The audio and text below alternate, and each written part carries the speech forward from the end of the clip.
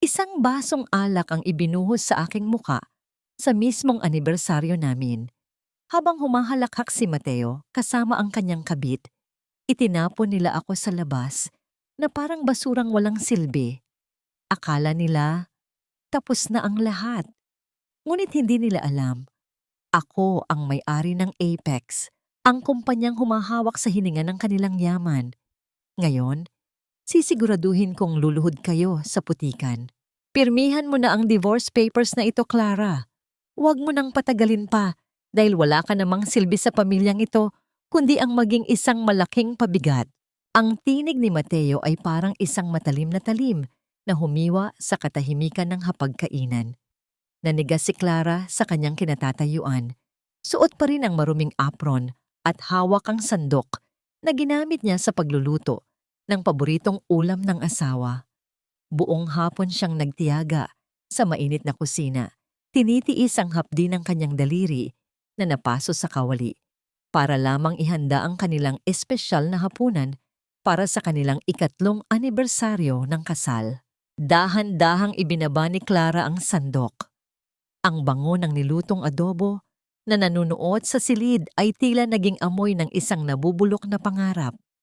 Tumingin siya sa mesa kung saan naroon ang dalawang plato. Isang maliit na kandilang halos maubos na ang mitya at ang mga puting papel na tila nagbabansag sa katapusan ng kanyang buhay bilang asawa.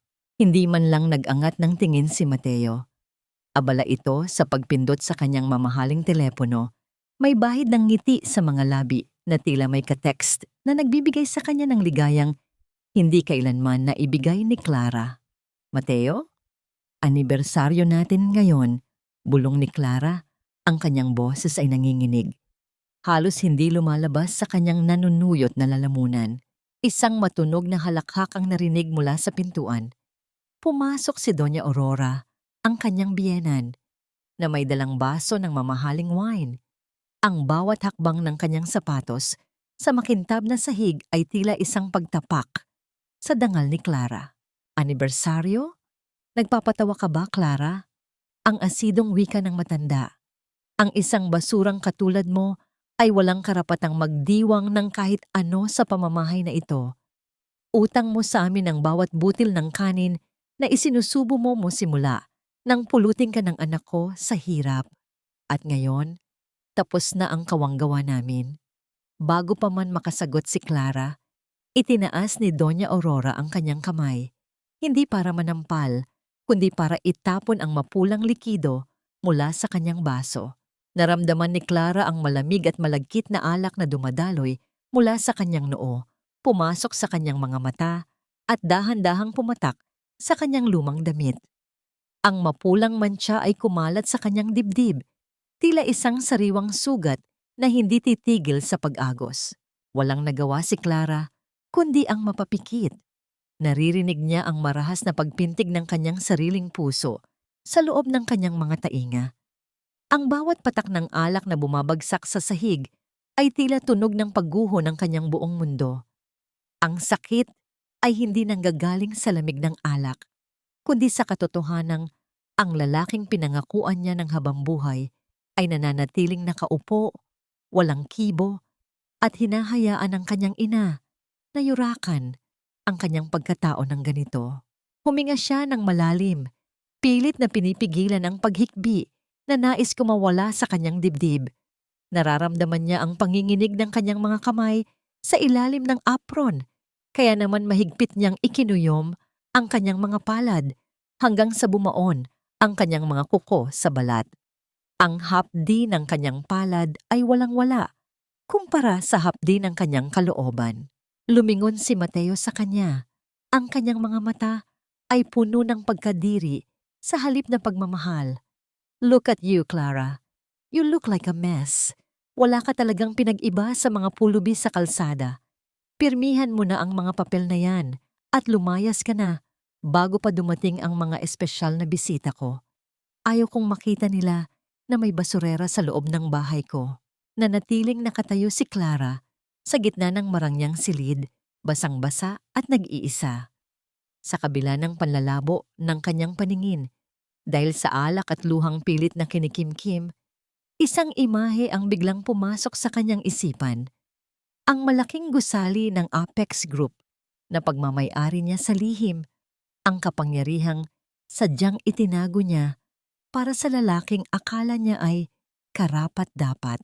Isang mapait na tanong ang paulit-ulit na umaling-awngaw sa kanyang diwa. Isang tanong na tila sumusumbat sa bawat sakripisyong kanyang ibinigay sa loob ng 3 taon. Ito ba ang tunay na halaga ng aking katapatan? Ang malunod sa sariling luha, habang ang mga taong pinag-alayan ko ng lahat ay tinatrato ako na parang dumi sa kanilang mga paa? Dahan-dahang lumuhod si Clara sa malamig na sahig. Ang kanyang mga kamay ay nanginginig habang hinahawakan niya ang basahang punit-punit upang linisin ang alak na tumulo mula sa kanyang sariling mukha. Bawat pahid niya sa makintab na marmol ay tila pagbura na rin sa huling bakas ng pag-asa na muli pang magiging buo ang kanilang pagsasama. Ang bango ng mamahaling alak na ngayon ay nakahalo na sa alikabok ng sahig ay naging isang laso na dahan-dahang pumapatay sa kanyang natitirang pagtitimpi. Sayang ang alak na yon, Clara. Mas mahal pa ang isang bote niyan kaysa sa buong buhay mo. Ang malamig na wika ni Mateo habang tumatayo mula sa kanyang upuan. Ni hindi niya tinapunan ng tingin ang asawang nakasubsob sa kanyang paanan. Kinuha niya ang kanyang mamahaling Amerikana at nagsimulang maglakad patungo sa pinto. Ang bawat tunog ng kanyang sapatos ay tila isang martilyo na nagpapako sa puso ni Clara sa sahig ng kawalan. Sa gitna ng kanyang paglilinis, isang pares ng kulubot ngunit malambot na kamay ang humawak sa kanyang balikat. Si Nanay Isabel, ang matandang katulong na tanging nakakaalam sa tunay na pagkatao ni Clara, ay lumuhod din sa tabi niya. Ang mga mata ng matanda ay puno ng luha, isang tahimik na pakikiramay na mas masakit pa kaysa sa anumang sampal. Hija, tama na. Hayaan mo na ako rito. Bulong ni Nanay Isabel. Ang boses ay puno ng panginginig. Ngunit bago pa man makasagot si Clara, isang matalim na boses muli ang bumasag sa kanilang sandali. Huwag mong tulungan ang basurang yan, Isabel. Hayaan mong maramdaman niya ang tunay niyang halaga. Sigaw ni Doña Aurora mula sa itaas ng hagdanan. Ang kanyang muka ay puno ng kasamaan habang pinapanood ang dalawa. Bumaba ang matanda at marahas na hinablot ang luma at kupas na bag ni Clara na nakasabit sa gilid ng mesa. Dahil sa lakas ng paghila, tumapon ang mga gamit sa loob nito. Isang maliit na pitaka, ilang barya, at isang itim na card na may gintong ukit na tila nagniningning sa ilalim ng ilaw ng chandelier. Nanlaki ang mga mata ni Doña Aurora. Mabilis niyang pinulot ang card at tiningnan ito ng maigi. Isang black card? Isang centurion card na tanging ang pinakamayayaman lamang sa buong mundo ang pwedeng magkaroon? Saan mo ito nakuha, Clara? Magnanakaw ka talaga. Sigaw ni Doña Aurora. Ang kanyang boses ay puno ng panginginig sa galit at gulat. Mateo, Mateo, bumalik ka rito. Tumingin ka rito, ang asawa mong pulubi ay nagnakaw ng isang black card. Bumalik si Mateo sa loob ng silid. Ang kanyang mukha ay puno ng inis. Ngunit nang makita niya ang card na hawak ng kanyang ina, tila tumigil ang kanyang mundo. Alam niya kung ano ang card na yon. Alam niya na kahit ang buong yaman ng pamilya Salvatera ay hindi sapat upang makakuha ng gayong klase ng kredito. Clara, anong ibig sabihin nito? Ang tanong ni Mateo. Ang kanyang boses ay hindi na puno ng galit, kundi ng isang kakaibang takot. Saan galing ang card na ito? Sinong lalaki ang nagbigay sa iyo nito? Tumingala si Clara. Sa unang pagkakataon sa loob ng 3 taon, ang takot sa kanyang mga mata ay napalitan ng isang malamig at matalim na sulyap. Ang alak na nakamantsa sa kanyang mukha ay tila naging isang maskara ng digmaan. Hindi siya sumagot, ngunit ang kanyang katahimikan ay tila isang malakas na sigaw na nagpayanig sa buong silid. Inagaw ni Doña Aurora ang atensyon sa pamamagitan ng isang malakas na pagtawa, Isang tawa na puno ng panlalait. Sigurado akong ninakaw niya lang ito sa isa sa mga opisina kung saan siya naglilinis. Isang hamak na labandera na katulad mo, magkakaroon ng ganito? Imposible. Mabilis na lumapit si Doña Aurora kay Clara at itinaas ang kanyang kamay upang sampalin ang babaeng nakaluhod. Ngunit bago pa man dumapo ang palad ng matanda sa pisngi ni Clara, isang matibay na kamay ang humawak sa braso ni Doña Aurora. Hindi si Mateo, kundi si Clara mismo. Ang pagkakawak ni Clara ay hindi marahas, ngunit puno ito ng awtoridad na hindi pa nila kailanman nakita rito. Ang kanyang mga mata ay direktang nakatitig sa kanyang biyenan. At sa sandaling iyon, ang hangin sa loob ng mansyon ay tila naging yelo sa lamig. Huwag niyo na akong susubukan muli, Doña Aurora. Ang boses ni Clara ay mababa, ngunit bawat salita ay tila isang sumpa na binitawan. Dahil ang card na hawak niyo, iyan ang magpapasya kung may bubong pa kayong ituturing na inyo bukas. Binitawan ni Clara ang braso ni Doña Aurora, ngunit ang bakas ng kanyang mahigpit na pagkakahawak ay nanatiling namumula sa balat ng matanda. Ang katahimikan sa loob ng silid ay naging mabigat, tila isang bagyong nagbabadyang sumabog. Napapaatras si Mateo.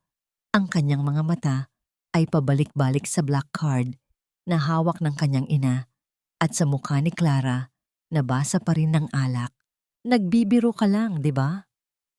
Ang nanginginig na tawa ni Mateo, isang tawang pilit na itinatago ang kanyang lumalalang kaba. Clara, you're just a laundry woman. Isang hamak na tagalinis ka lang bago kita pinakasalan. Impossible na magkaroon ka ng ganyang card unless ninakaw mo talaga yan sa isa sa mga kliyente ko. Lalong humigpit ang hawak ni Doña Aurora sa card. Ang kanyang mukha ay namumula sa galit at hiya. Tama si Mateo.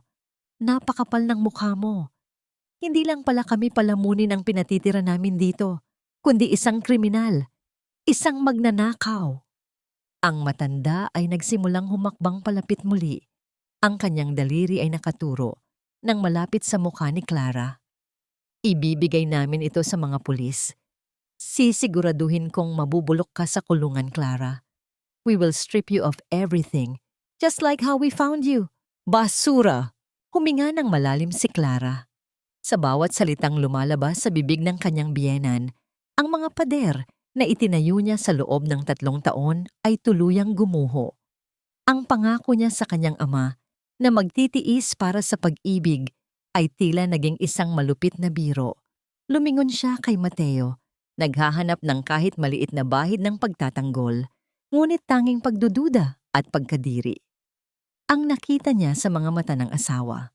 Mateo, ang boses ni Clara ay malamig. Walang emosyon. 3 taon. 3 taon akong nagsilbi sa inyo na parang aso. Tiniis ko ang bawat lait, bawat sampal, at bawat pagpapahiya niyo dahil akala ko, balang araw, makikita niyo rin ang halaga ko. Pero ngayon ko lang na-realize, kahit anong ginto ang ibigay ko sa mga baboy, dumi pa rin ang ititingin niyo rito. How dare you! Ang sigaw ni Doña Aurora, akmang itatapon ang card sa mukha ni Clara nang biglang umalingaw-ngaw ang tunog ng isang mabilis na pagdating ng sasakyan sa labas ng mansyon. Ang paghinto ng gulong sa graba ay naghatid ng isang hindi maipaliwanag na tensyon. Ilang sandali pa, ang malalaking pinto ng mansyon ay bumukas at pumasok ang isang babaeng nakasuot ng napakaikling pulang damit. Ang bawat hakbang ng kanyang matutulis na sapatos ay tila tinutusok ang batpan ni Clara. Si Nicole. Babe, what's taking so long? Ang masiglang boses ni Nicole ay humalo sa amoy ng matapang niyang pabango. Ngunit agad siyang napatigil nang makita ang eksena. Si Clara na basang-basa, si Doña Aurora na galit at ang misteryosong black card. Wait, is that a Centurion card? Bakit hawak yan ng katulong na yan? Lumapit si Nicole at pilit na inagawang card mula kay Doña Aurora. Tiningnan niya ang likod nito at biglang napaatras. Ang kanyang muka ay nawalan ng kulay. Mateo, may pangalan sa likod nito. Dahan-dahang lumapit si Mateo. Ang kanyang puso ay kumakaba ng mabilis. Kinuha niya ang card mula sa nanginginig na kamay ni Nicole at tiningnan ang gintong ukit sa ibaba. Ang kanyang mga tuhod ay tila naging halaya ng mabasa ang nakasulat. CG, Apex Investment Group. CG? Ang bulong ni Mateo. Ang kanyang tinig ay halos hindi marinig. Ang may-ari ng Apex na tumutulong sa kumpanya natin ngayon. Ang initials niya ay CG, hindi Marie. Tumingin si Mateo kay Clara. Ang kanyang mga mata ay puno ng matinding takot at hindi makapaniwalang pagkilala. Clara, ang tunay mong pangalan. Clara Genovese. Sa gitna ng katahimikan, ang tanging maririnig ay ang malakas na pagtulo ng ulan sa labas at ang mabigat na paghinga ni Doña Aurora. Ngumiti si Clara, isang mapait at malungkot na ngiti na hindi umabot sa kanyang mga mata. Ipinagkatiwala sa akin ng tatay ko ang lahat, Mateo, ang wika ni Clara, habang dahan-dahang tinatanggal ang kanyang apron at itinapon ito sa sahig, sa tabi ng natapong alak. At ngayong gabi, dahil sa utos nyo, ibibigay ko na sa inyo ang hinihingi nyo. Malaya na ako. Kinuha ni Clara ang kanyang lumang bag at nagsimulang maglakad patungo sa pinto. Ngunit bago siya lumabas, huminto siya sa tabi ni Mateo at bumulong. Sapat na para marinig lamang nito. Check your phone, Mateo. Ang kumpanyang inaasahan mong magliligtas sa inyo bukas, kadarating lang ng balita. The investment has been cancelled in my authority. Hindi ka alis ng bahay na ito hanggat hindi mo inaamin na ninakaw mo lang ang card na, yan, you're just a pathetic liar, Clara. Ang boses ni Mateo ay pumutok sa loob ng silid, puno ng desperasyon at pilit na pagkakaila. Habang nakatayo si Clara sa may pintuan, ramdam niya ang bawat hibla ng kanyang basang damit na dumidikit sa kanyang balat. Tila isang malamig na yakap ng katotohanan. Sa likod niya, ang hapagkainan na 3 taon niyang pinagsilbihan ay tila isang piping saksi sa kanyang paghihirap. Ang amoy ng adobo na niluto niya ng may pagmamahal ay humahalo ngayon sa amoy ng natapong alak at ang matapang na pabango ni Nicole na lumikha ng isang nakakasukang timpla. Hinarap niya si Mateo.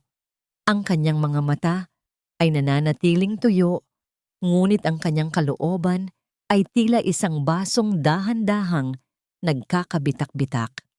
Sa bawat paghinga niya, nararamdaman niya ang isang matulis na hapdi sa kanyang dibdib, parang isang libong karayom na sabay-sabay na tumutusok sa kanyang puso.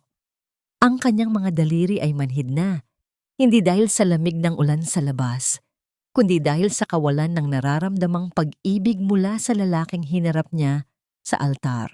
Look at her, Mateo. She's just acting. Isang drama queen na galing sa squatters area. Ang pang-udyok ni Nicole habang nakakapit sa braso ni Mateo. Maybe she's just some rich man's mistress at yan ang ginagamit niyang card para takutin tayo. You really think she's a CEO with those hands? Itinuro ni Nicole ang mga kamay ni Clara. Mga kamay na magaspang dahil sa paglalaban ng mga damit ni na Mateo at Doña Aurora. Mga kamay na may mga peklat mula sa mainit na mantika ng kusina. Tiningnan ni Clara ang kanyang sariling mga kamay. Sa ilalim ng ilaw ng chandelier, ang mga sugat at peklat na yon ay tila mga medalya ng kanyang katapatan na ngayon ay ginagawang katatawanan. Isang mapait na ngiti ang sumilay sa kanyang mga labi. Ang bawat sakripisyo niya, ang bawat gabing pinalipas niya sa pag-aalaga kay Mateo nung ito ay may sakit, at ang bawat pang-aalipusta na nilunok niya mula kay Doña Aurora. Lahat ng yon ay itinapon sa putikan sa isang iglap. Ang mga kamay na ito, Nicole. Ang boses ni Clara ay nanginginig sa pigil na emosyon. Ang mga kamay na ito ang nagpakain sa pamilyang ito noong hindi nyo na magawang bayaran ang kuryente nyo. Ang mga kamay na ito ang naglinis ng dumi nyo habang nagpapanggap kayong mayaman sa harap ng ibang tao. Lumingon siya kay Doña Aurora na ngayon ay nakaupo sa sofa, hawak-hawak ang kanyang dibdib habang patuloy na naniningkit ang mga mata sa galit. Doña Aurora, ang suot niyong alahas na isinanglan niyo noong nakaraang buwan, ako ang tumubos niyan at ang kumpanyang pinagmamalaki niyo. Bukas na bukas, malalaman niyo kung gaano kalalim ang utang na loob niyo sa basurang itinapon niyo ngayon. Tumalikod na si Clara. Sa bawat hakbang niya palayo, ang tunog ng kanyang mga sapatos sa sahig ay tila isang huling tibok ng puso para sa kanyang nakaraan. Binuksan niya ang malaking pinto ng mansyon at ang marahas na hangin ng gabi ay sumalubong sa kanya, pinalis ang init ng kanyang mga luha na sa wakas ay kumawala na rin. Sa labas, sa dulo ng mahabang driveway, isang itim na luxury sedan ang dahan-dahang huminto. Isang lalaking nakasuot ng suit, si Lucas, ay mabilis na lumabas at binuksan ang payong. Ang tunog ng ulan na bumabagsak sa ibabaw ng payong ay tila isang malungkot na awit ng paglaya. "Madam, nakahanda na ang lahat." Ang magalang na wika ni Lucas habang pinagbubuksan siya ng pinto ng sasakyan. Bago pumasok, sandaling lumingon si Clara sa naglalakihang bintana ng mansyon. Nakikita niya sa loob ang silhueta ni Mateo at Nicole na tila nagtatalo at si Doña Aurora na balisa sa kanyang upuan. Isang malalim na buntong hininga ang pinakawalan ni Clara, kasabay ng pagbitaw sa huling piraso ng kanyang pag-ibig na nanatili sa bahay na yon. Sa dulo ng lahat, bakit ang pag-ibig ko pa rin ang siyang ginagawang sandata laban sa akin? Gayong wala akong ibang ginawa, kundi ang magbigay ng higit pa sa nararapat? Dahan-dahang sumara ang pinto ng sasakyan, nilunod ang lahat ng ingay ng mundo sa labas, at iniwan si Clara sa gitna ng isang katahimikan na kasing bigat ng kanyang dalahin.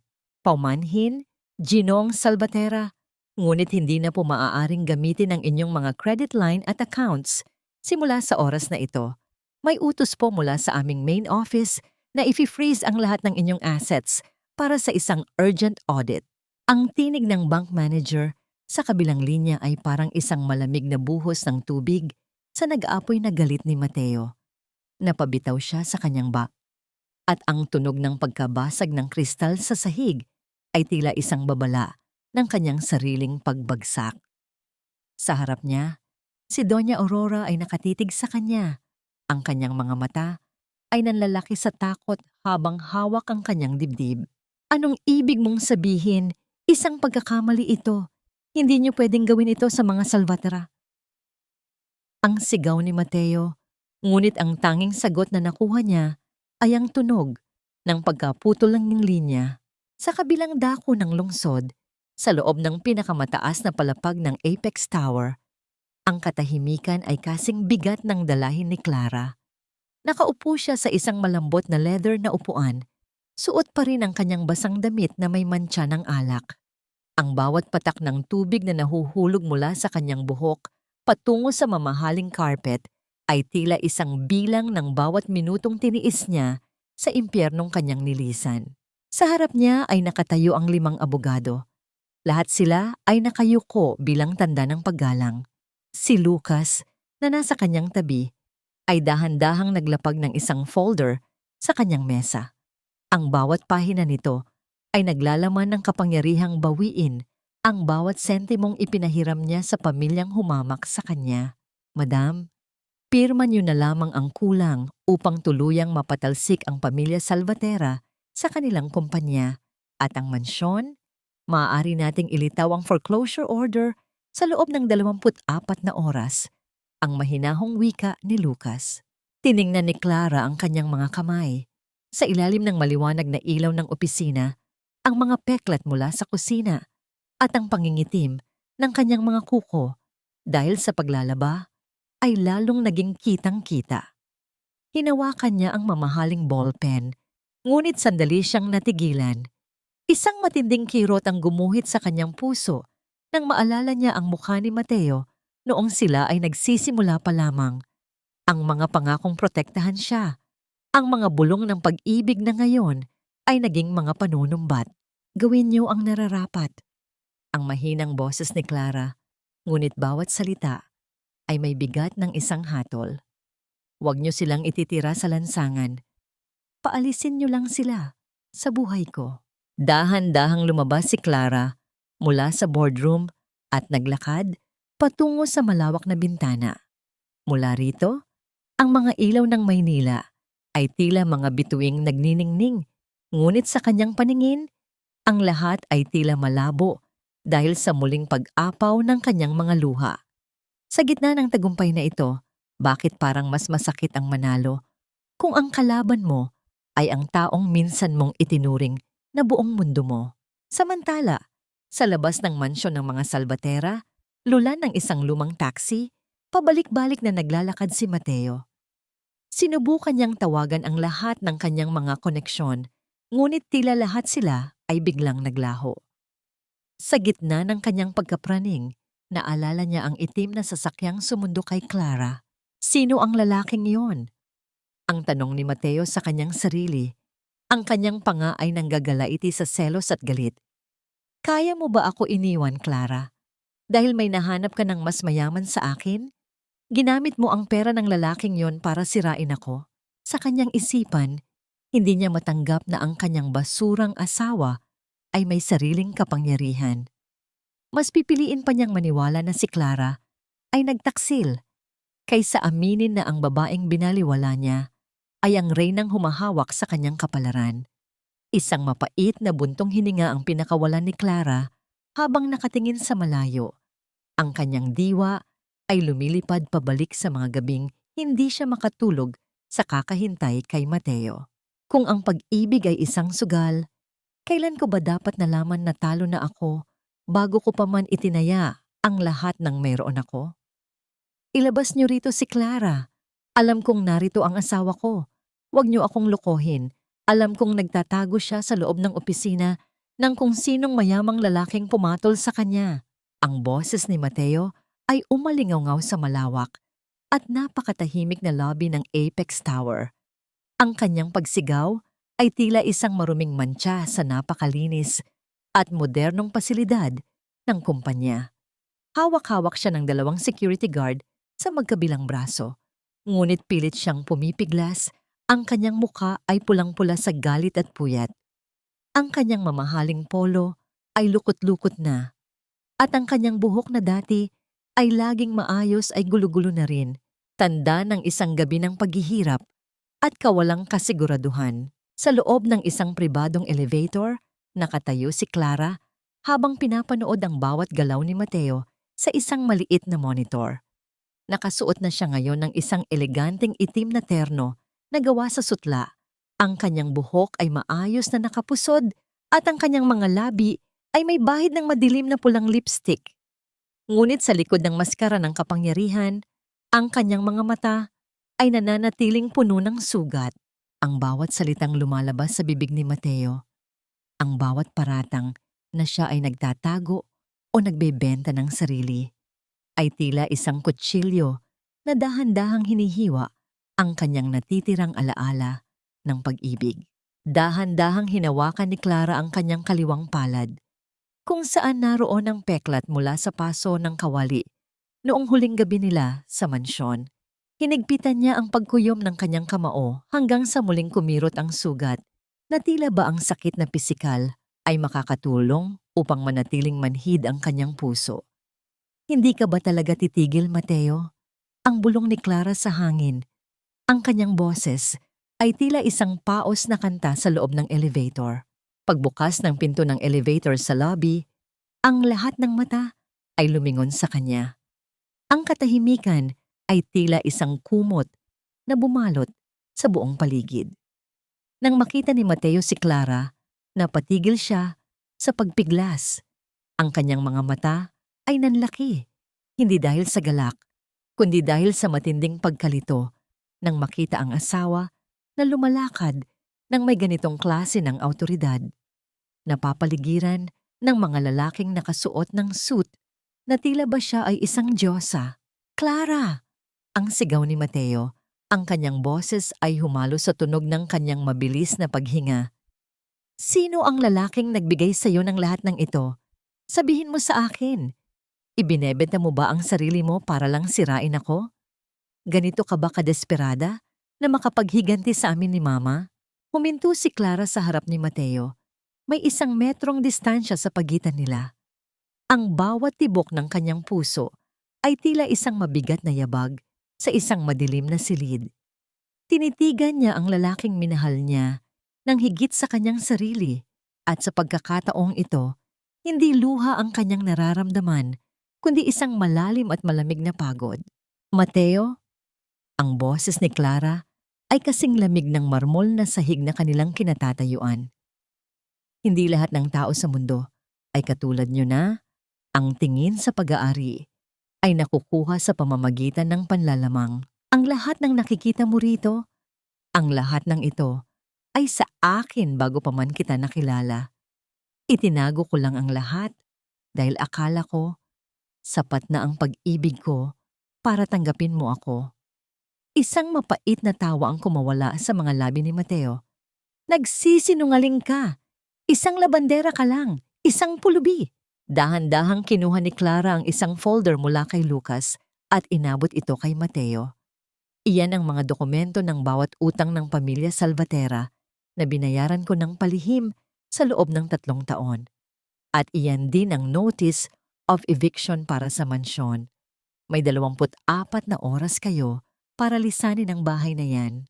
Nabitawan ni Mateo ang folder at ang mga papel ay kumalat sa sahig. Tila mga puting talulot ng isang patay na bulaklak. Nanlambot ang kanyang mga tuhod at sa unang pagkakataon, ang takot sa kanyang mga mata ay naging tunay. Clara, huwag! Ang nanginginig na pakiusap ni Mateo. Si Mama, may sakit siya sa puso. Hindi niya kakayanin ito. Tumingin si Clara sa malayo. Ang kanyang diwa ay naglakbay sa bawat gabi na pinaiyak siya ng kanyang biyenan habang si Mateo ay nakatingin lang. Isang tanong ang muling bumangon sa kanyang isipan. Isang katanungang wala ng kasagutan. Bakit kung kailan wala na akong nararamdamang pag-ibig, doon mo lamang natutunang manghingi ng awa, gayong noong ako ang nagmakaawa. Tanging tawa at alak ang ibinigay niyo sa akin. Iwan mo na ang lahat, Clara. Wala kang dadalhin, kundi ang mga basurang suot mo noong pumasok ka rito. Lahat ng nasa loob ng katawan mo, lahat ng telang nakabalot sa'yo, ay pag-aari ng mga Salvatera. Ang tinig ni Doña Aurora ay pumapaos sa loob ng malaking sala, habang ang mga tauhan ng bangko ay nagsisimulang maglagay ng mga selyo sa mga mamahaling muebles. Ang bawat pagdikit ng pulang sticker sa mga antik na florera ay tila isang malakas na sampal sa mukha ng matanda. Ngunit sa kabila ng kanyang pagkagapi, ang kanyang kapalaluan ay nananatiling nakatayo ng matuwid, tila isang toreng gumuho na, ngunit pilit pa ring nananakit.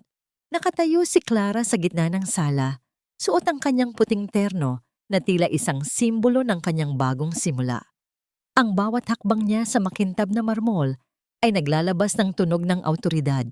Isang tunog na dati ay kinatatakutan niya, ngunit ngayon ay siyang nagbibigay sa kanya ng kapayapaan. Tiningnan niya ang paligid, ang mga pader, na naging saksi sa kanyang mga gabi ng pag-iyak. Ang hagdan ng ilang beses niyang napanhik manaog habang dala ang mabibigat na labada. Huwag kayong mag-alala, Doña Aurora. Ang boses ni Clara ay banayad ngunit puno ng talim. Wala akong balak magdala ng kahit anong mantsa mula sa bahay na ito. Ang tanging bagay na may halaga sa akin dito ay ang taong tunay na nagmahal sa akin. Dahan-dahang lumapit si Clara kay Nanay Isabel na nakatayo sa isang sulok, yakap-yakap ang isang maliit at lumang bayong. Ang matanda ay nanginginig sa takot at lungkot. Ang kanyang mga mata ay puno ng pag-aalala para sa kanyang hija. Hinawakan ni Clara ang mga kamay ng matanda. Ang mga kamay na nagbigay sa kanya ng init sa gitna ng malamig na pagtrato ng mga Salvatera. Nanay, tara na po.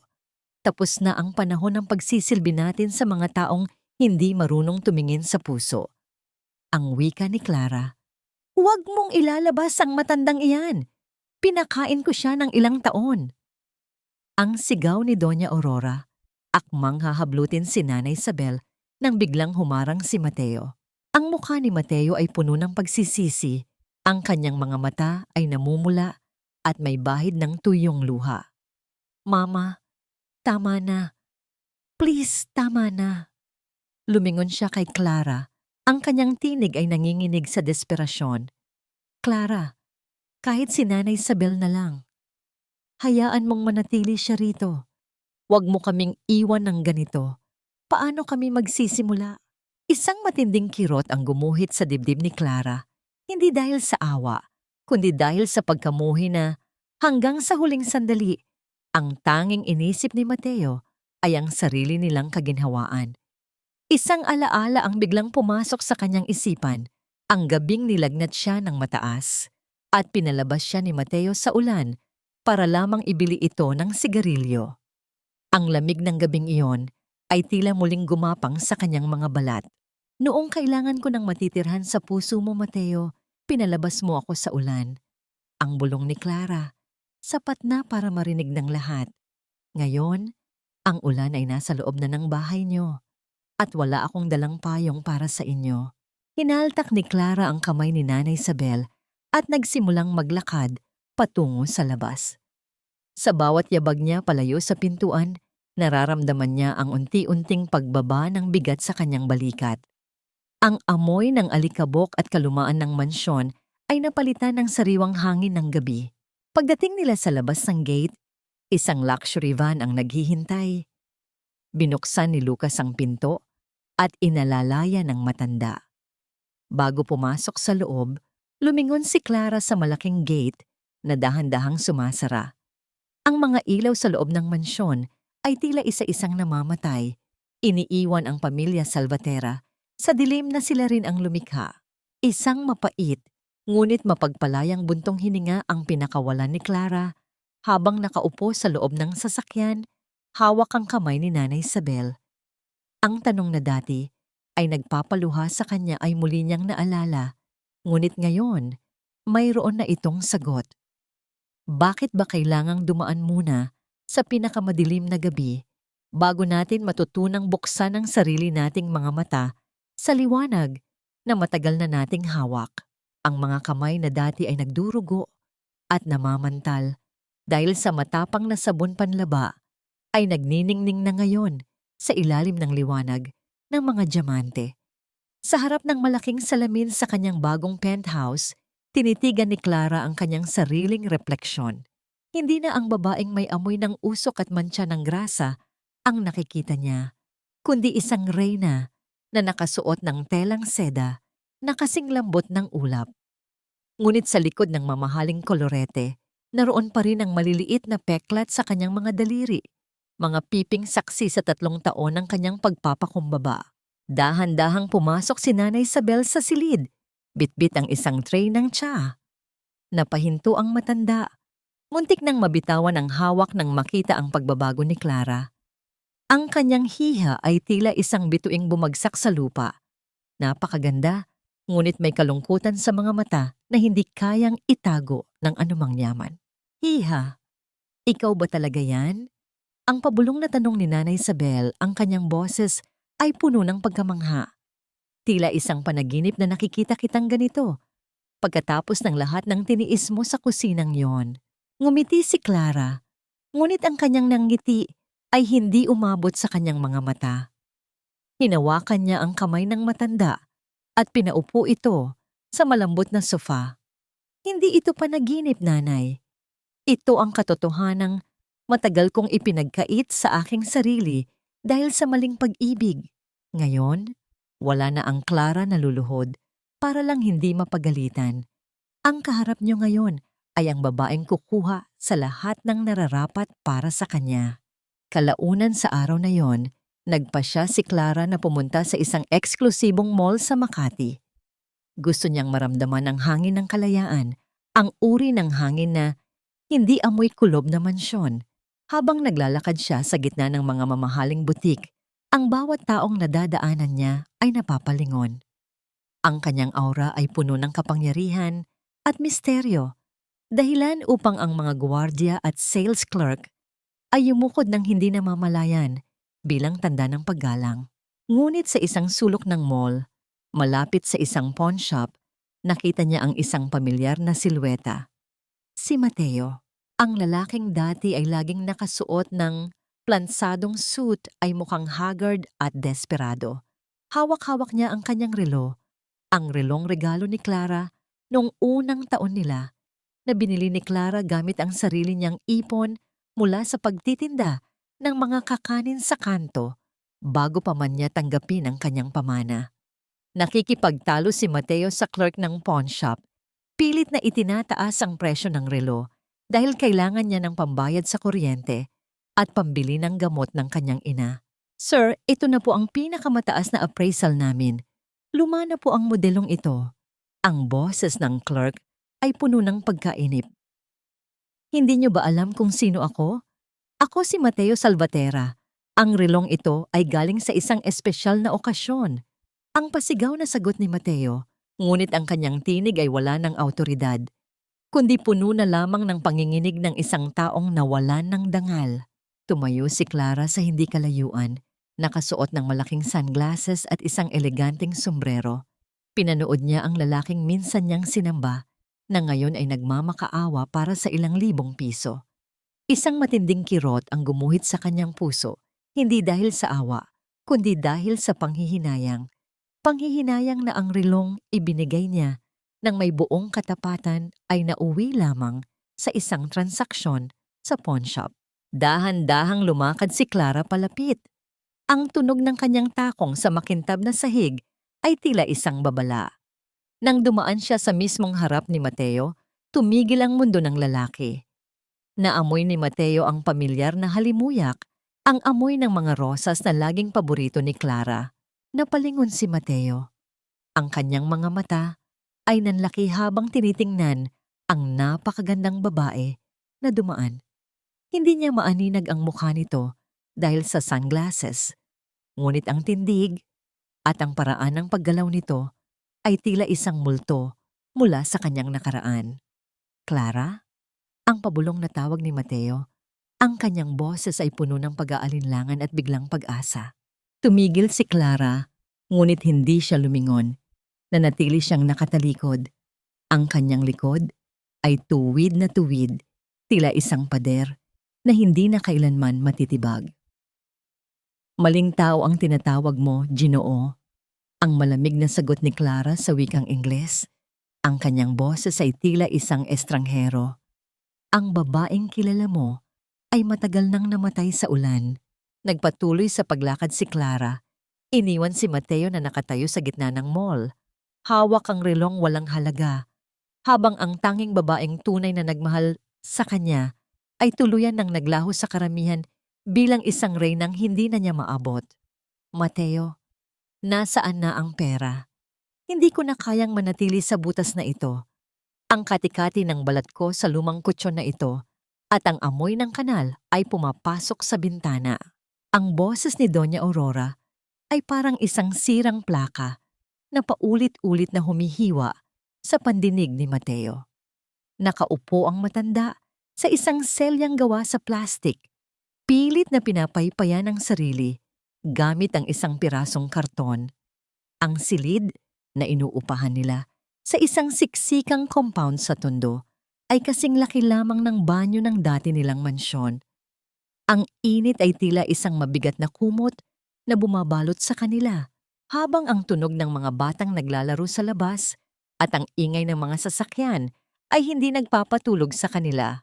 Ibinagsak ni Mateo ang ilang libong pisong nakuha niya mula sa pawn shop sa ibabaw ng maliit na lamesang kahoy. Ang tunog ng mga papel na lumapag ay tila isang malungkot na paalala ng kanilang kahirapan. Iyan lang, Mateo? Isinanla mo ang relong yon para sa barya-baryang ito?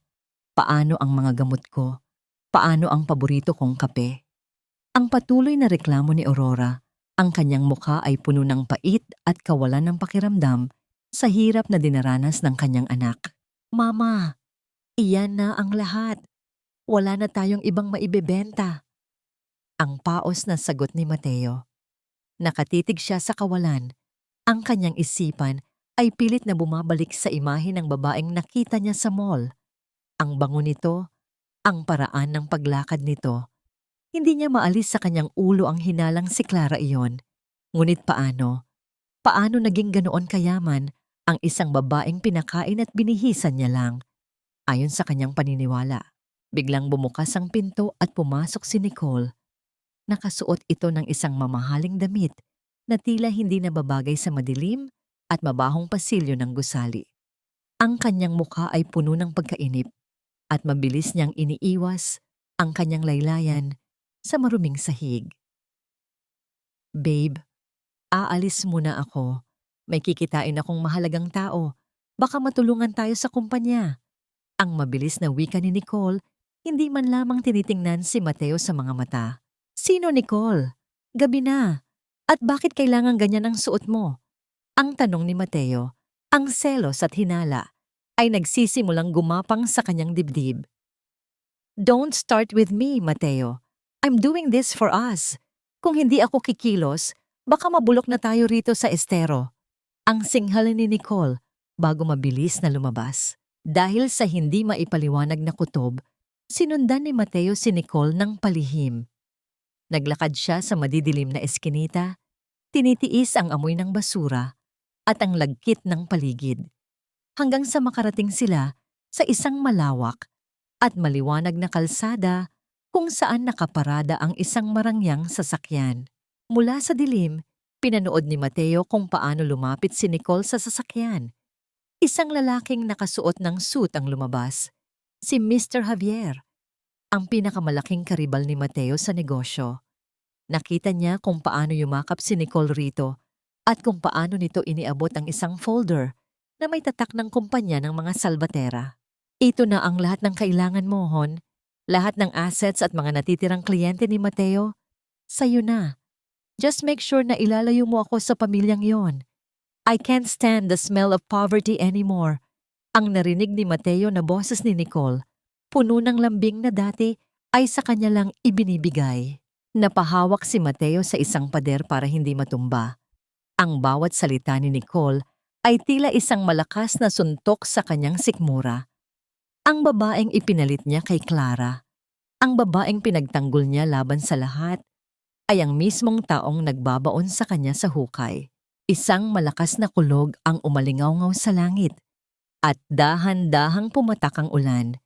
Sa ilalim ng bawat patak, naalala ni Mateo si Clara, ang babaeng nanatili sa tabi niya noong wala siyang kahit ano, ang babaeng kailanman ay hindi nagreklamo sa hirap, at ang babaeng tapat na naglingkod sa kanya kahit itinuring niya itong basura. Isang mapait na tanong ang sumagi sa kanyang isipan habang pinapanood ang pag-alis ng sasakyan ni Nicole. Bakit kung kailan nawala na ang lahat? Doon ko lamang nakikita ang halaga ng taong itinapon ko, habang ang taong pinili ko ang siyang mismong kukuha sa natitirang hininga ko. Hindi ko kailangan ng iyong awa, Clara. Ang kailangan ko ay ang katarungang kinuha mo sa amin. Ang boses ni Mateo ay nanginginig sa loob ng mamahaling opisina ng Apex Tower. Ngunit ang kanyang mga salita ay tila mga tuyot na dahon na walang saysay sa harap ng malakas na hangin. Nakatayo siya sa harap ng malawak na mesa ni Clara. Ang kanyang mga mata ay puno ng pait at ang kanyang mga kamay ay nakakuyom ng mahigpit. Sa kabilang dako, si Clara ay nananatiling nakaupo. Ang kanyang muka ay tila isang lawa na walang katinag-tinag.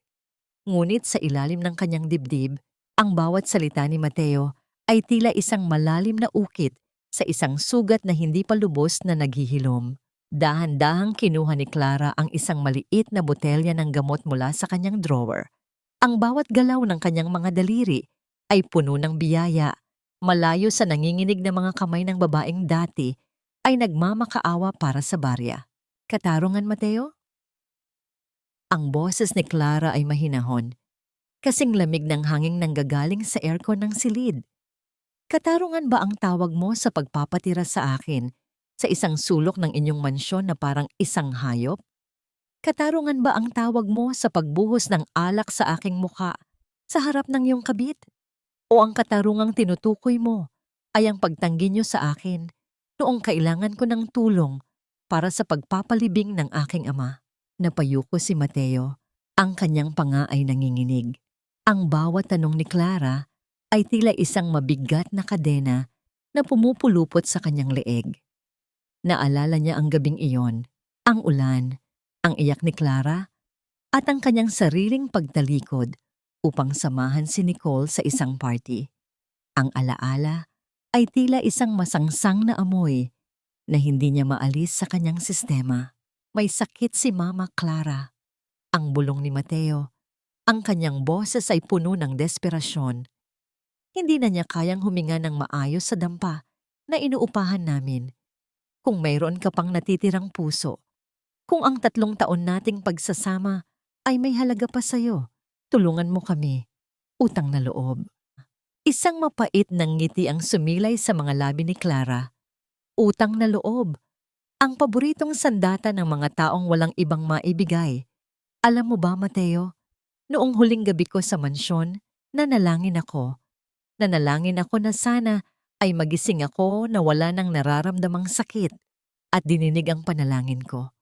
Ang nararamdaman ko ngayon para sa'yo at para sa iyong ina ay hindi galit, kundi kawalan ng pakiramdam. Inabot ni Clara ang gamot kay Mateo.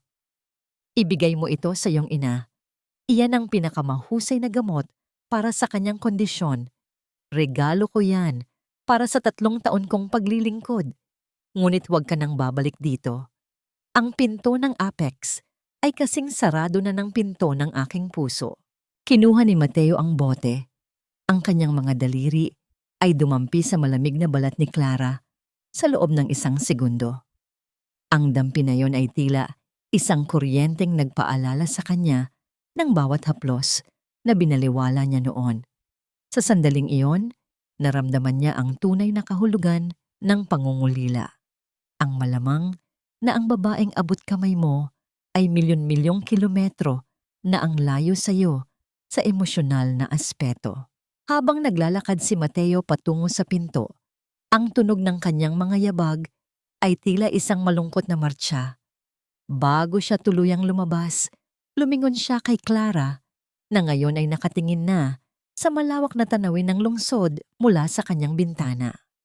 Clara, mahal mo ba talaga ako noon? Ang tanong ni Mateo. Ang kanyang boses ay puno ng huling pag-asa. Hindi lumingon si Clara. Ang kanyang refleksyon sa salamin ay tila isang estranghero sa kanyang sariling paningin. Isang matagal na katahimikan ang namayani sa silid bago siya sumagot sa isang boses na tila nanggagaling sa kailaliman ng isang balon.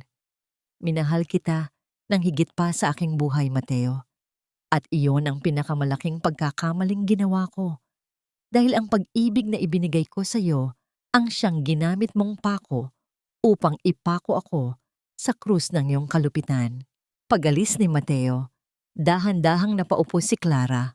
Ang kanyang mga balikat na kanina ay tuwid na tuwid ay dahan-dahang bumagsak. Hinawakan niya ang kanyang dibdib kung saan nararamdaman niya ang isang matinding panginginig. Ang tagumpay ay tila isang malamig na tropeo sa kanyang mga kamay. Nagniningning, ngunit walang init. Isang tanong ang muling bumangon sa kanyang diwa habang ang araw ay dahan-dahang lumulubog sa abot tanaw.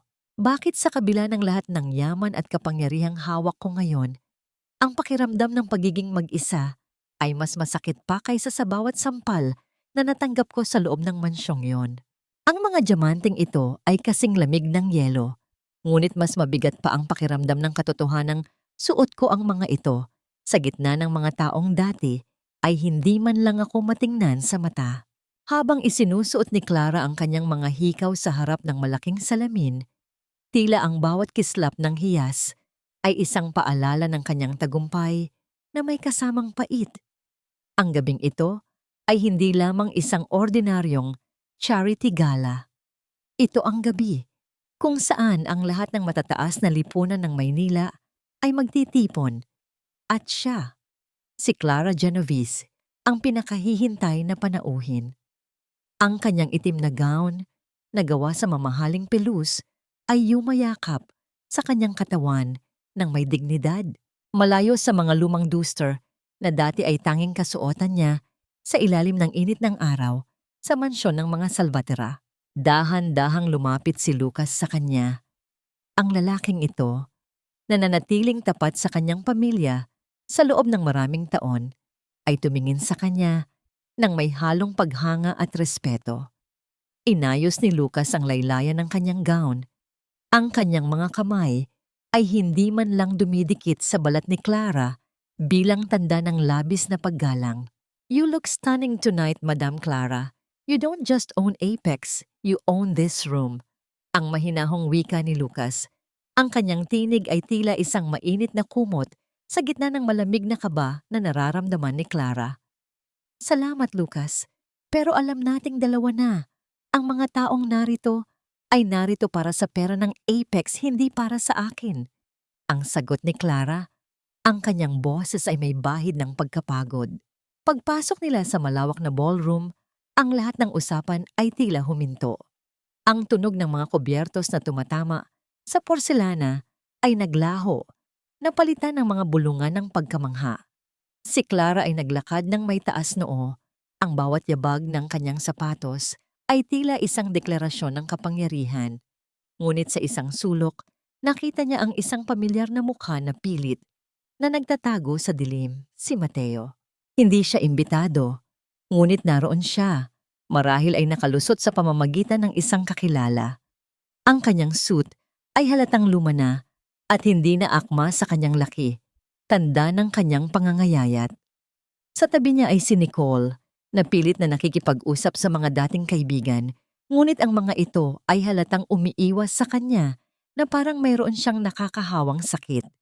Ang mga kaibigan na dati ay sumasamba sa kanila ay ngayon ay tila hindi sila kilala. Nang magtagpo ang mga mata ni na Clara at Mateo, tila tumigil ang mundo sa loob ng silid. Ang bawat tibok ng puso ni Clara ay tila isang malakas na tambol sa kanyang dibdib. Nakita niya ang pagsisisi, ang gutom, at ang matinding pangungulila sa mga mata ng dating asawa. Ngunit bago pa man makalapit si Mateo, humarang si Lucas at dahan-dahang inilagay ang kanyang kamay sa likod ni Clara. Isang protektibong kilos na nagpadama kay Clara ng seguridad na hindi niya kailanman naramdaman kay Mateo. Biglang sumingit si Nicole. Ang kanyang mukha ay puno ng kapangahasan sa kabila ng kanilang kalagayan.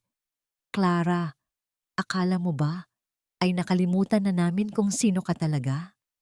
Kahit balutin mo ang sarili mo ng ginto, amoy sabon panlaba ka pa rin sa paningin ko." Ang pasigaw na wika ni Nicole sapat na para marinig ng mga taong malapit sa kanila. Ang mga tao ay nagbulungan, ang ilan ay nagtakpan ng bibig. Ngunit hindi kumurap si Clara. Ngumiti siya ng bahagya, isang ngiting puno ng pait at kapatawaran. "Maaring amoy sabon panlaba ako noon, Nicole, dahil nililinis ko ang duming iniwan niyo.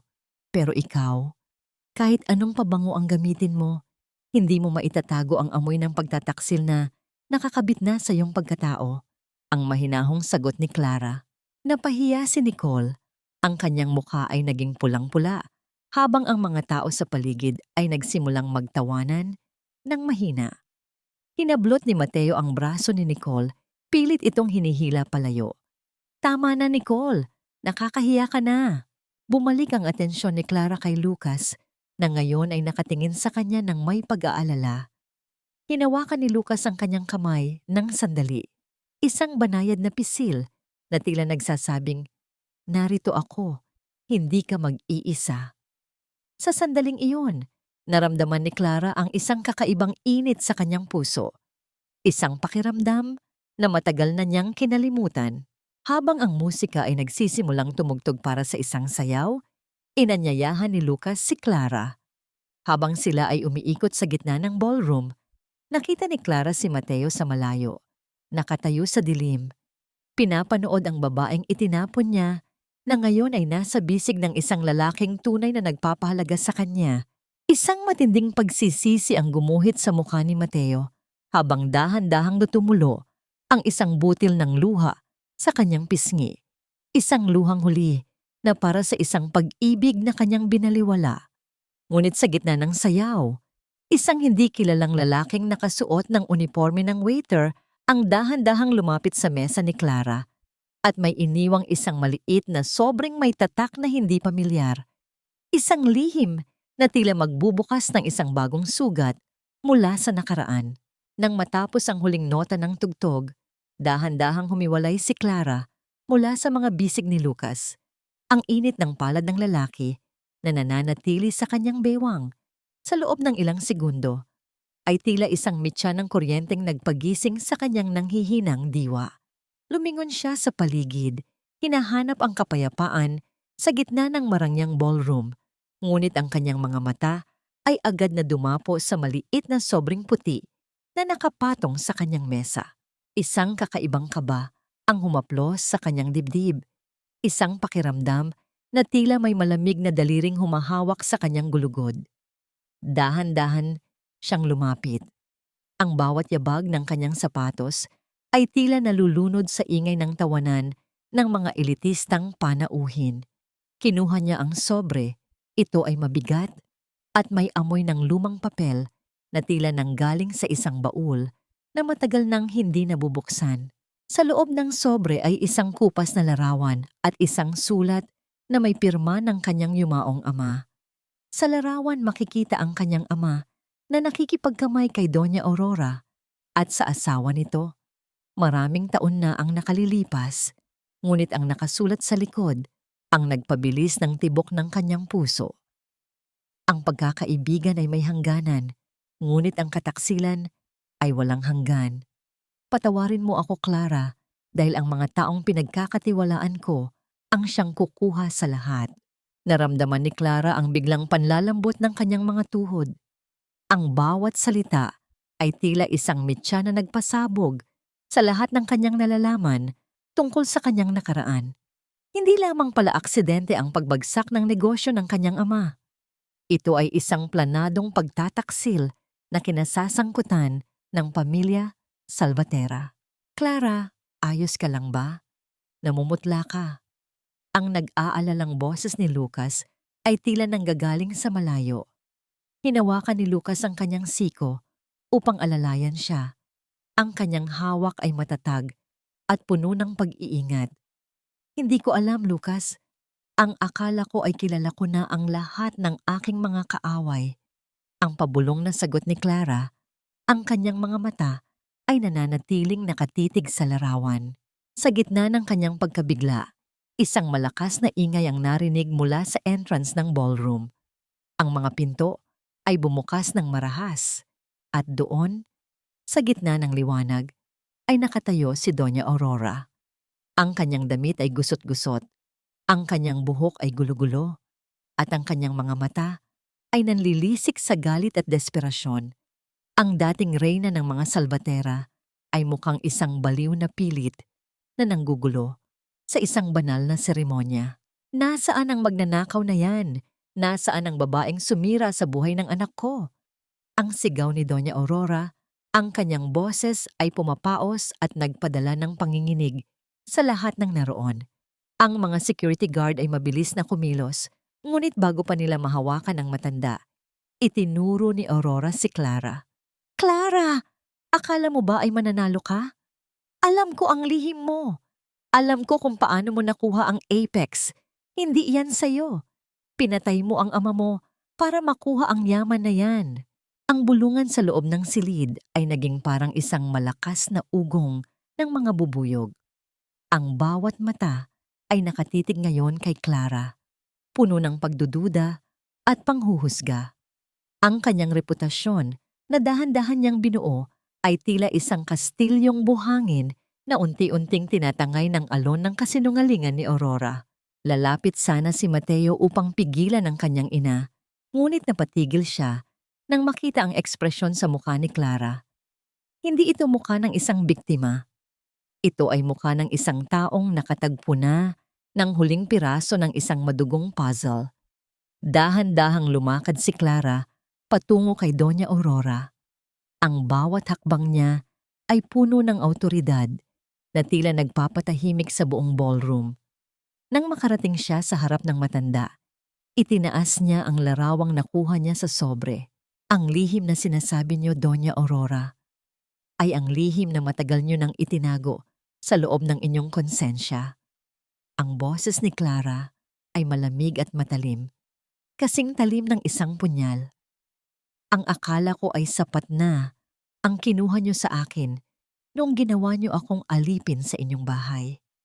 Pero hindi ko akalain na pati ang buhay ng tatay ko ay kinuha niyo rin para lang mapanatili ang inyong marangyang buhay. Napatigil si Doña Aurora, ang kanyang panga ay nanginig at ang kanyang mga mata ay nagpakita ng isang matinding takot.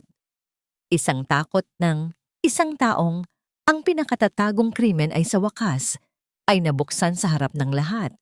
Sa sandaling iyon, biglang bumagsak si Doña Aurora sa sahig, hawak-hawak ang kanyang dibdib habang humihingal ng malalim.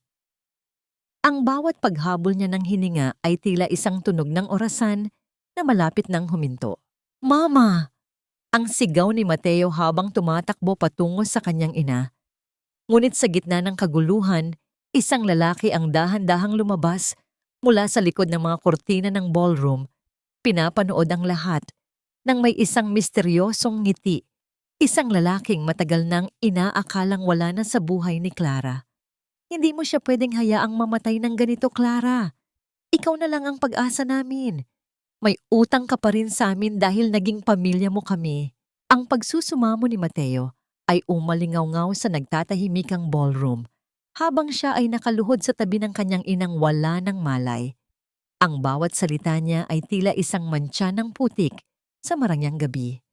Ngunit para kay Clara, ang mga salitang utang at pamilya ay tila mga lason na pilit isinusubo sa kanya. Nakatayo si Clara na tila isang estatwa ng yelo. Ang kanyang mga mata ay hindi nakatingin sa naghihingalong si Doña Aurora, kundi sa lalaking dahan-dahang lumalapit mula sa anino. Ang bawat hakbang ng lalaking iyon ay naglalabas ng tunog ng mabibigat na sapatos sa makintab na sahig, isang tunog na tila pumupukpok sa bawat alaala ni Clara. "Don Fernando," ang pabulong na wika ni Clara, ang kanyang boses ay nanginginig. Halos hindi marinig sa gitna ng kaguluhan. Ito ang matalik na kaibigan ng kanyang ama. Ang lalaking balitang pumanaw, nakasabay ng pagbagsak ng kanilang negosyo, 10 taon na ang nakalilipas. "Huwag kang hihingi ng awa sa mga taong pumatay sa iyong dangal, Clara." Ang boses ni Don Fernando ay malalim at puno ng kapangyarihan. "At huwag kang maniniwala sa luha ng isang salbatera. Ang luhang iyan ay hindi pagsisisi, kundi takot sa kahirapan." Tumingin si Mateo kay Don Fernando. Ang kanyang mukha ay puno ng pagkalito at takot. "Sino ka? Anong kinalaman mo rito? Tumawag kayo ng ambulansya. Ang mama ko." Ngunit walang gumagalaw sa mga panauhin. Tila lahat sila ay napako sa kanilang kinatatayuan, naghihintay sa susunod na kabanata ng teleseryeng nagaganap sa harap ng kanilang mga mata. Sa isang sulok, si Nicole ay dahan-dahang umaatras, pilit na kumakawala sa gulo upang hindi madamay ang kanyang sariling pangalan. Isang kilos na hindi nakaligtas sa mapanuring mata ni Clara. Naramdaman ni Clara ang isang matinding panginginig sa kanyang buong katawan. Ang kanyang puso ay tila isang ibon na pilit kumakawala sa isang masikip na hawla. Ang bawat piraso ng katotohanan ay dahan-dahang nabubuo sa kanyang isipan. Ang pagbagsak ng kanyang ama, ang biglaang pagyaman ng mga salbatera, at ang pagpapakasal ni Mateo sa kanya na tila isang paraan lamang upang bantayan ang huling yaman na hindi nila nakuha. "Clara, please, tumawag ka ng tulong." Ang muling pagmamakaawa ni Mateo, ang kanyang mga kamay ay puno na ng pawis at dumi mula sa sahig habang hawak ang kamay ng kanyang ina. Huminga ng malalim si Clara. Ang kanyang mga mata ay dahan-dahang lumipat mula kay Mateo patungo sa kanyang sariling mga kamay.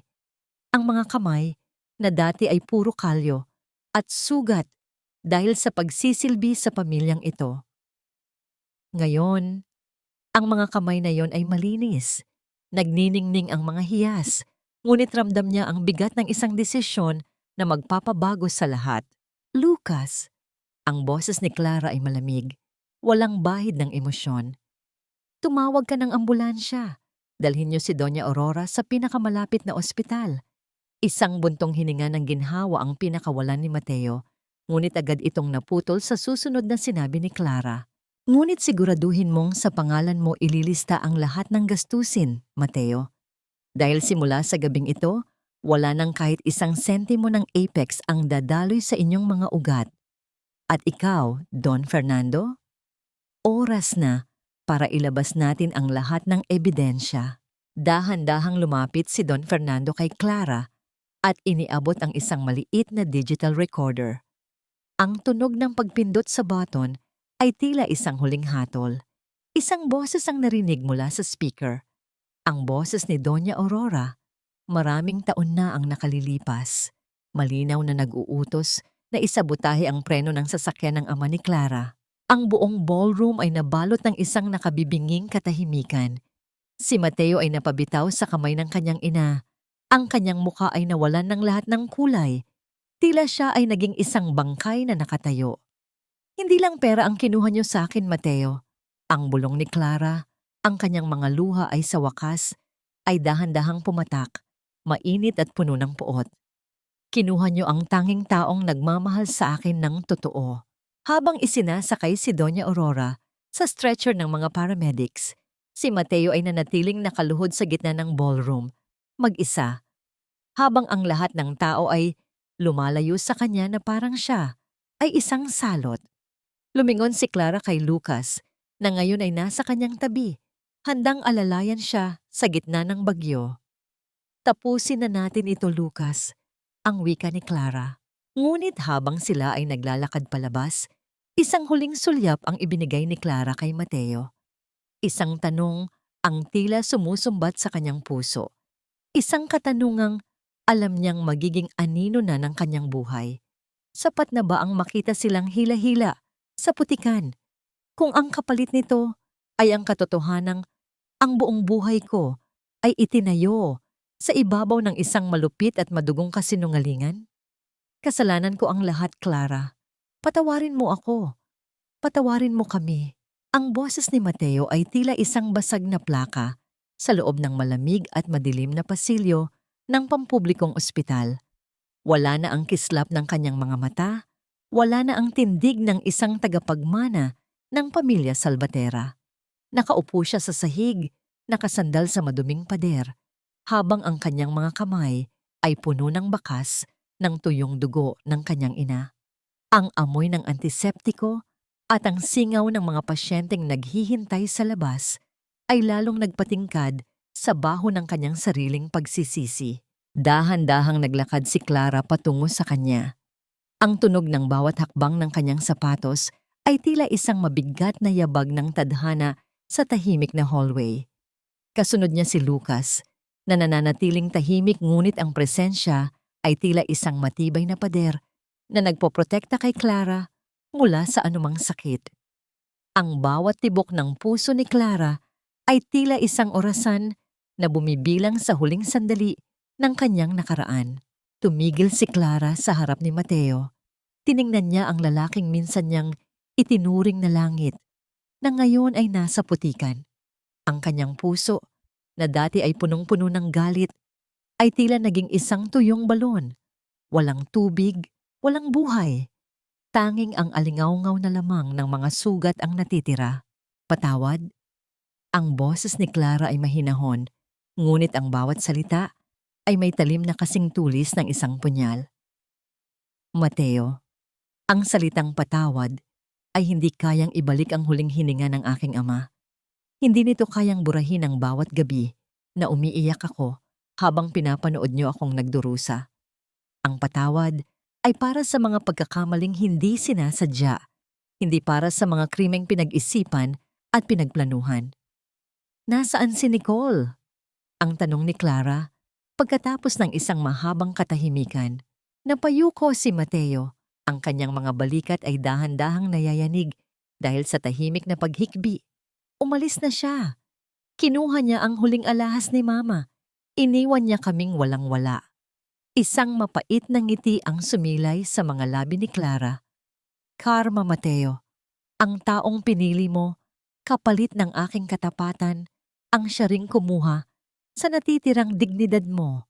Ngayon, alam mo na ang pakiramdam ng maiwan sa ulan nang walang masisilungan. Lumabas ang doktor mula sa silid ng ICU. Ang tunog ng pagbukas ng pinto ay tila isang huling hatol. Ginoong Salvatera, maayos na ang kondisyon ng iyong ina, ngunit ang pagputok ng ugat sa kanyang utak ay nag-iwan sa kanya ng paralysis. Hindi na siya makakapagsalita at makakalakad habang buhay. Naramdaman ni Clara ang isang kakaibang panginginig sa kanyang dibdib. Hindi ito awa, kundi isang mapait na pagtanggap na ang hustisya ay dumating na sa paraang mas masakit pa kaysa sa kamatayan. Ang babaeng dati ay gumagamit ng kanyang boses upang mangapi ay mananatili na ngayong bilanggo sa loob ng sarili niyang katawan. Tahimik, nakatingin sa kawalan at walang magawa, kundi ang pagmasdan ang kanilang pagbagsak. Dahan-dahang hinawakan ni Lucas ang balikat ni Clara. Ang init ng palad nito ay tila isang mitya ng pag-asa na nagpabalik sa kanya sa realidad. Madam, tapos na ang laban. Oras na para umuwi. Tumingin si Clara kay Mateo sa huling pagkakataon. Kinuha niya ang isang sobre mula sa kanyang bag at inilapag ito sa tabi ng nakaluhod na asawa. Iyan ang mga dokumento ng pag-aari ng mansyon. Hindi ko na yan kailangan. Ibinabalik ko na yan sa'yo. Hindi dahil mahal kita, kundi dahil ayaw kong magkaroon ng kahit anong koneksyon sa inyo. Magsimula kayo sa simula, sa gitna ng mga alaala ng inyong kalupitan. Tumalikod na si Clara. Sa bawat yabag niya palayo, ang bigat na daladala niya sa loob ng 3 taon ay tila dahan-dahang natutunaw sa ilalim ng malamig na ilaw ng ospital.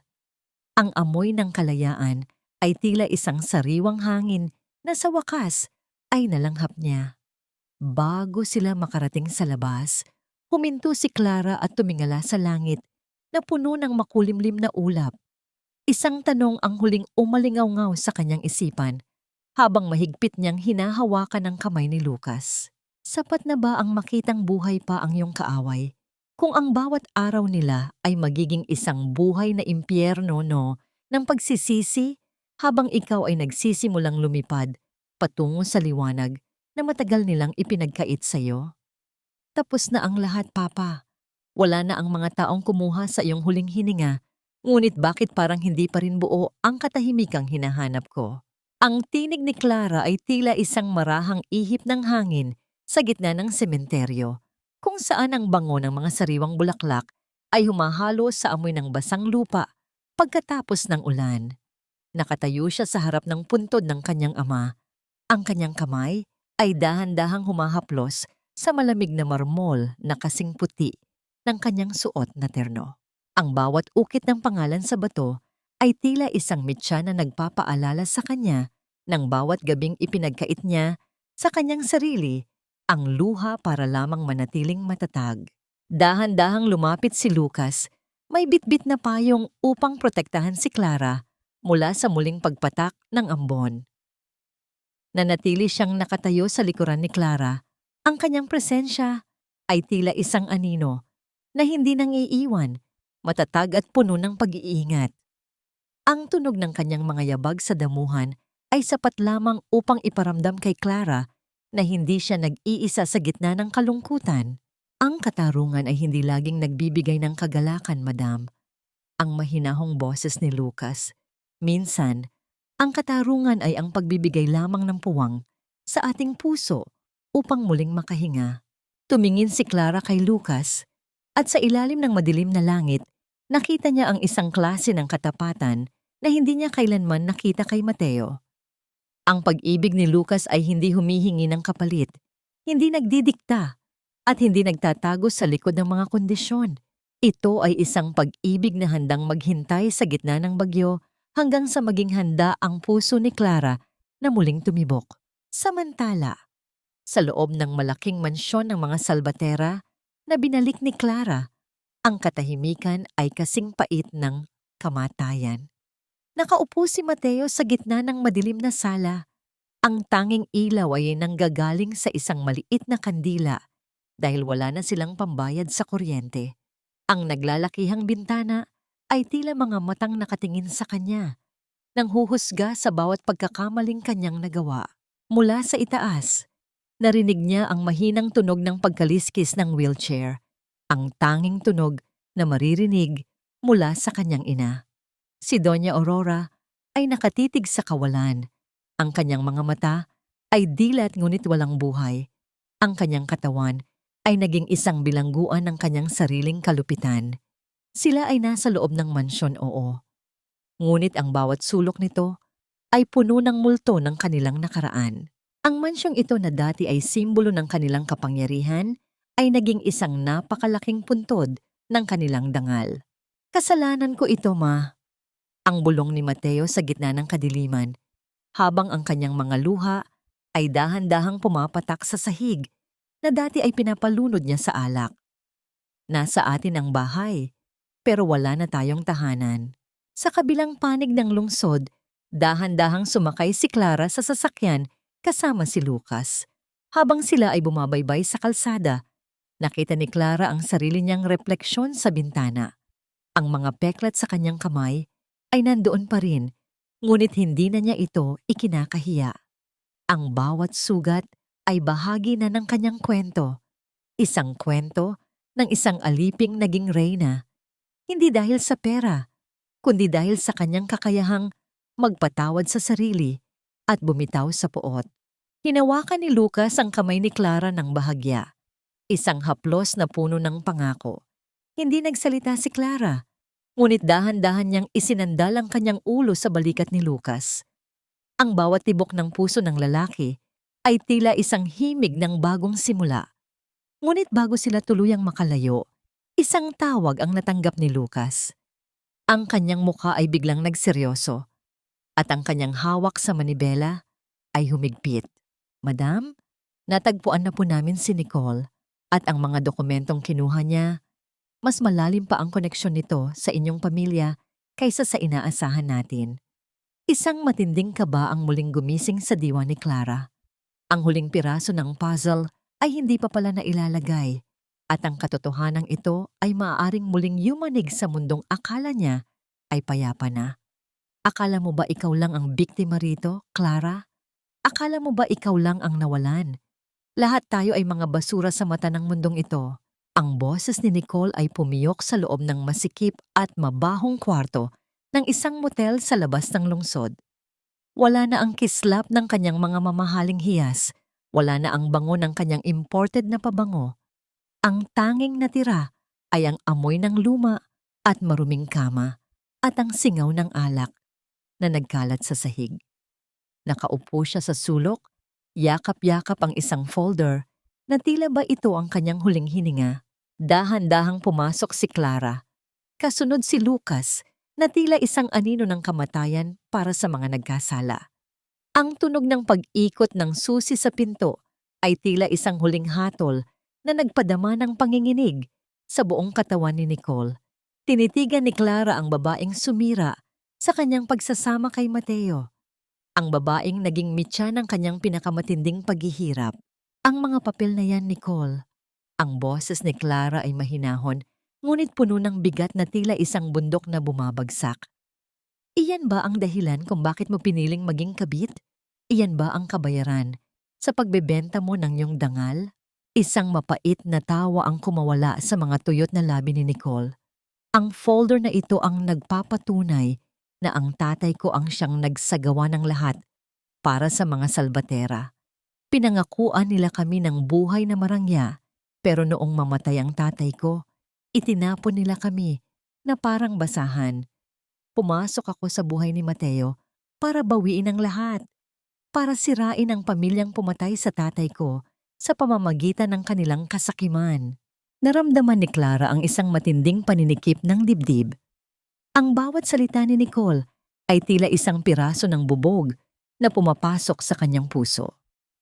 Ang lahat pala ng nangyari, ang kanyang kasal, ang paghihirap niya, ang pagtataksil ni Mateo, ay bahagi ng isang madilim na siklo ng paghihiganti na wala siyang kinalaman.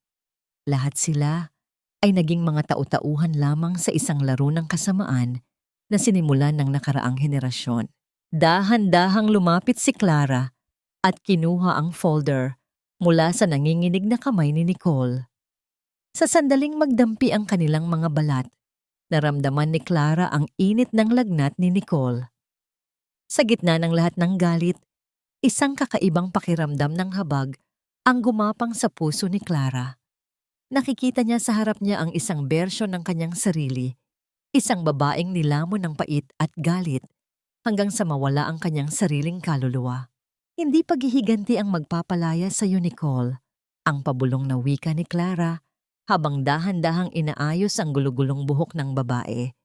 Tingnan mo ang sarili mo. Ginawa mo ang lahat ng ito para sa hustisya, pero ikaw mismo ang naging bilanggo ng iyong galit. Napahagulgol si Nicole, isang iyak na puno ng pagod at pagsisisi. Ang bawat hikbi niya ay tila isang tunog ng pagguho ng kanyang mga pader. Sa pagkakataong ito, hindi na siya ang kontrabida sa mata ni Clara, kundi isang ligaw na kaluluwa na kailangan din ng paghilom. Hinawakan ni Lucas ang braso ni Clara, isang paalala na oras na para lumisan. Ngunit bago sila umalis, nag-iwan si Clara ng isang sobre ng pera sa ibabaw ng maruming lamesa. Gamitin mo yan para magsimula muli. Malayo sa mga salvatera, malayo sa Apex. Ang huling wika ni Clara.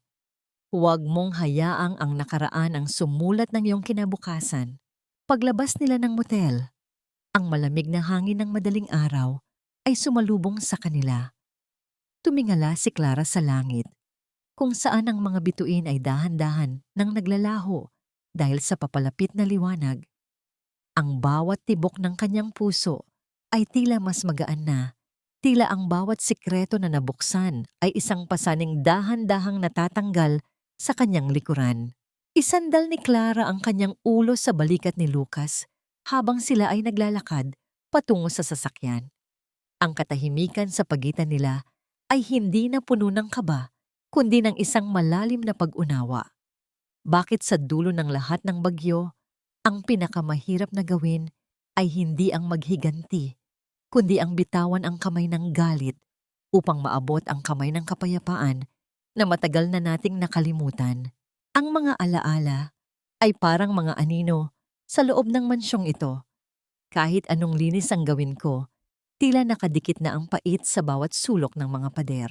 Dahan-dahang humakbang si Clara sa loob ng malaking sala ng mga salvatera sa huling pagkakataon. Ang bawat yabag ng kanyang sapatos ay lumilikha ng isang malalim na alingawngaw sa gitna ng katahimikan. Ang mga muebles na dati ay nagniningning sa karangyaan ay nababalot na ngayon ng puting tela. Tila mga multo na nagbabantay sa isang libingang walang bangkay.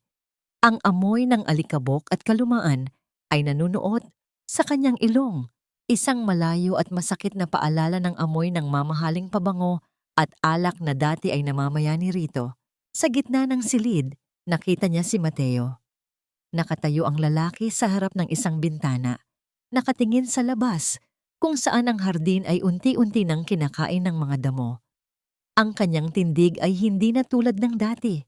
Ang kanyang mga balikat ay nakalaylay at ang kanyang mukha ay may mga linyang likha ng puyat at matinding pag-iisip.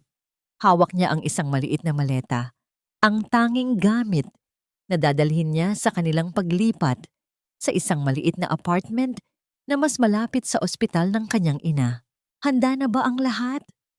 Ang mahinahong tanong ni Clara. Ang kanyang boses ay tila isang malambot na haplos sa gitna ng malamig na hangin. Lumingon si Mateo. Nang magtagpo ang kanilang mga mata, wala nang galit, wala nang puot at wala na ring pagmamataas. Ang natira na lamang ay isang malalim na pagtanggap sa tadhana. Dahan-dahang lumapit si Mateo. Ang bawat hakbang niya ay tila isang pagkilala sa distansyang hindi na nila muling mababagtas. Handa na, Clara. Maraming salamat. sa pagpapahiram sa amin ng oras para makapag-ayos. Ang boses ni Mateo ay paos, puno ng pagsisisi na hindi na kayang itago ng anumang salita. Gusto ko lang malaman mo na ang mansyong ito ay hindi kailanman naging tahanan sa akin simula nang umalis ka. Ngayon ko lang na-realize na ang tunay na liwanag ng bahay na ito ay ang babaeng palagi kong pinapatay ang ningning. Huminga ng malalim si Clara. Naramdaman niya ang isang huling kirot sa kanyang dibdib. Ngunit ito ay mabilis ding naglaho, pinalitan ng isang matinding kapayapaan. Ang mansyong ito ay magiging isang foundation na ngayon, Mateo. Isang tahanan para sa mga kababaihang nakaranas ng pang-aabuso at kawalang katarungan. Gagawin ko itong lugar ng pag-asa, malayo sa kadilimang itinanim niyo rito. Isang mapait na ngiti ang sumilay sa mga labi ni Mateo. Bagay lang iyon. Para ang bawat sulok nito ay maging paalala ng iyong tagumpay at ng aming pagkakamali. Inabot ni Mateo ang susi ng mansyon kay Clara. Sa sandaling magdampi ang kanilang mga daliri, tila may isang mabigat na kadena ang tuluyang naputol. Paalam, Clara. Sana ay mahanap mo ang kaligayahang hindi ko naibigay. Paalam, Mateo. Ang sagot ni Clara habang pinapanood ang paglakad ni Mateo patungo sa pinto. Nang tuluyang sumara ang malaking pinto, nanatiling nakatayo si Clara sa gitna ng sala. Tumingala siya sa malaking chandelier na dati ay kinatatakutan niyang malaglag sa kanya. Ngayon, ang liwanag nito ay tila nanggagaling na sa loob ng kanyang sariling puso. Dahan-dahan siyang naglakad patungo sa labas kung saan naghihintay si Lucas sa tabi ng sasakyan. Sinalubong siya ni Lucas ng isang matamis at tapat na ngiti. Hinawakan ni Lucas ang kanyang kamay. Ang init nito ay tila isang pangako ng isang bukas na wala ng luha. Sumakay sila sa sasakyan at dahan-dahang lumayo sa mansyon ng mga Salvatera. Habang tinitingnan ni Clara ang naglalahong imahe ng mansyon sa side mirror, naramdaman niya ang isang matinding gaan sa kanyang paghinga. Tapos na ang pagtitiis, tapos na ang pagtatago. Ang reynang dati ay binalot sa basahan, ay sa wakas, ay nakauwi na sa kanyang tunay na kaharian. Ang isang buhay na malaya, payapa, at punong-puno ng tunay na pag-ibig. Bakit ba natin kailangang dumaan sa apoy ng paghihirap kung hindi pala ito para tayo ay tupukin, kundi para tayo ay pandayin at maging isang gintong kailanman ay hindi na muling mababahiran ng putik ng nakaraan? Ang bango ng mga dama de noche sa paligid ay tila isang banayad na yakap mula sa langit. Habang ang huni ng mga kuliglig ay nagbibigay ng isang payapang musika sa gabing ito ng anibersaryo ng Apex Foundation. 5 taon na ang lumipas, simula ng talikuran ni Clara ang madilim na pasilyo ng mansyon ng mga Salvatera. Nakatayo siya ngayon sa balkonahe ng kanyang sariling tahanan. Isang bahay na puno ng liwanag, hangin at pagmamahal. Ang kanyang puting bestida ay dahan-dahang tinatangay ng hanging dagat at ang kanyang mga kamay, na dati ay puno ng sugat, ay hawak-hawak na ngayon ang isang maliit na kamay ng isang batang babaeng may mga matang kasing ningning ng mga bituin. Mama, look! The stars are dancing! Ang masayang sigaw ng maliit na si Esperanza. Ngumiti si Clara, isang nangiting mula sa kailaliman ng kanyang kaluluwa. Binuhat niya ang kanyang anak at hinalikan ito sa noo. Sa likuran niya, naramdaman niya ang isang pamilyar na init. Lumapit si Lucas at ipinatong ang kanyang kamay sa balikat ni Clara. Ang kanyang haplos ay nananatiling matatag at puno ng katapatan tulad ng unang araw na sinundo niya ito sa ulan. Lahat ng mga bata sa foundation ay nakatulog na. Clara, Nanay Isabel is reading them stories. Ang bulong ni Lucas, ang kanyang boses ay puno ng kapayapaan. Natanaw ni Clara sa malayo ang dating mansyon ng mga Salvatera na ngayon ay isa ng sentro para sa mga kababaihang nagnanais magsimula muli. Tungkol naman kay Mateo at Doña Aurora, nabalitaan niyang nananatili silang namumuhay ng tahimik sa probinsya. Si Mateo ay nagtatrabaho na ngayon sa isang maliit na talyer habang inaalagaan ng kanyang inang nananatiling tahimik sa kanyang wheelchair. Wala nang galit sa puso ni Clara. Ang pagpapatawad na ibinigay niya ay hindi para sa kanila, kundi para sa kanyang sarili. Isang susi upang tuluyan niyang mabuksan ang pinto ng kanyang sariling kaligayahan. Napagtanto ni Clara na ang tunay na yaman ay hindi nasusukat sa mga numero sa bangko o sa laki ng isang kumpanya. Ang tunay na yaman ay ang kakayahang gumising sa umaga na walang dinadalang puot, ang makakita ng pag-asa sa kabila ng bawat sugat, at ang magmahal muli nang walang takot na masaktan. Isinandal ni Clara ang kanyang ulo sa balikat ni Lucas habang pinapanood nila ang huling sinag ng buwan na tumatama sa payapang dagat. Ang bawat luhang pumatak noon ay naging mga butil ng perlas na nagpakinang sa kanyang pagkatao ngayon. Sa dulo ng lahat, ang isang diamante ay hindi nabubuo sa ilalim ng liwanag, kundi sa ilalim ng matinding bigat at init ng mundo. At tulad ng isang diamante, ang buhay ni Clara ay nagniningning na ngayon, nang may katatagang kailanman, ay hindi na muling mababasag ng anumang bagyo. Ang pag-ibig, kung ito ay tunay, ay hindi ka gagawing alipin. Ito ay magiging iyong pakpak upang ikaw ay makalipad patungo sa iyong tunay na kaharian.